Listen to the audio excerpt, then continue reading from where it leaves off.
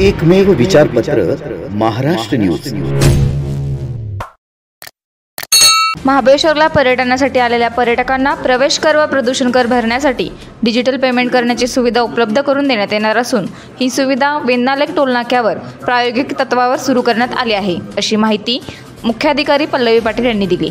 मी पल्लवी पाटील, मुख्याधिकारी महाबळेश्वर नगर परिषद। नगर परिषदेमार्फत पर्यटकांच्या सोयीकरिता QR कोड स्कॅनिंगद्वारे डिजिटल पेमेंटची सुविधा आम्ही सुरू केलेली आहे। यामध्ये प्रवासी कर, प्रदूषण कर याची भरणा करणं प्रवाशांना सोपं होणार आहे। यामुळे नगर परिषदेला लागणारा अतिरिक्त स्टाफ कमी होणार आहे आणि त्याचबरोबर जे वाहनांच्या रांगा लागतात त्या रांगाही कमी होण्यासाठी यामुळे मदत होणार आहे। जो वेळ जास्त वाया जातो तो कमी होणार आहे आणि त्याचबरोबर डिजिटल पेमेंटसाठी आता लोक जास्त अवेअर आहेत, त्यामुळे ते डिजिटल पेमेंटद्वारे जर त्यांनी केलं तर लवकर आम्हाला त्याची हे मिळते।